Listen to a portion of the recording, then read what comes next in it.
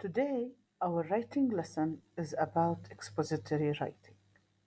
In this lesson, we're going to define expository writing, know the structure of an expository essay, and the kinds of expository writing. Let's begin with the definition of expository writing. Expository writing is the exposition, whether oral or written, that is used to explain, describe, give information, or inform. The expository essay is genre of essay that requires the student to investigate an idea, evaluate evidence, expound on the idea, and set forth an argument concerning that idea in clear and concise manner. The creator of expository texts cannot assume that reader or listener has prior knowledge or prior understanding of the topic that is being discussed.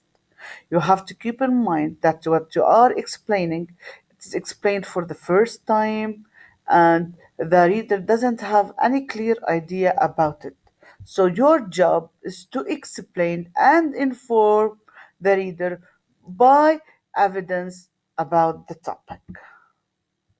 One important point to keep in mind for the author is to try to use words that clearly show what they are talking about rather than bluntly telling the reader what is being discussed.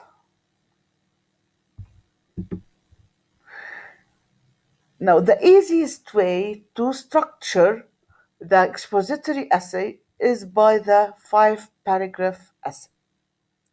To make it easier for you, you look at your hand. There are five fingers.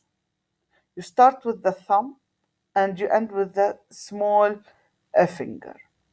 The thumb is the introduction, and the three other fingers, the three middle fingers, are the body paragraphs, and the smallest finger is the conclusion. So, whenever you want to structure your essay, your expository essay, look at your hand. Remember the thumb in the introduction, and the smallest finger is the conclusion, and the three other fingers are the body paragraphs. So, a common method for writing an expository essay is the five paragraph approach. This is, however, by no means the only formula for writing such essays. If it sounds straightforward, that is because it is. In fact, the method consists of an introductory paragraph, three evidentiary body paragraphs, and a conclusion. Structuring the expository essay. Let's start first with the introductory paragraph. Always begin with a grabber or a hook, and this is a technique used to grab the reader's attention. Effective grabber techniques include either you can start with quotations, or with definitions, or with facts. So, all these represent what do we call the general statements. And the last sentence in the introduction is the thesis statement, which expresses the main idea of the essay. Body paragraphs. The second, third, and fourth paragraphs make up the body of the essay. The first sentence of each of the three body paragraphs, also called the topic sentence, must be backed up with some form of evidence.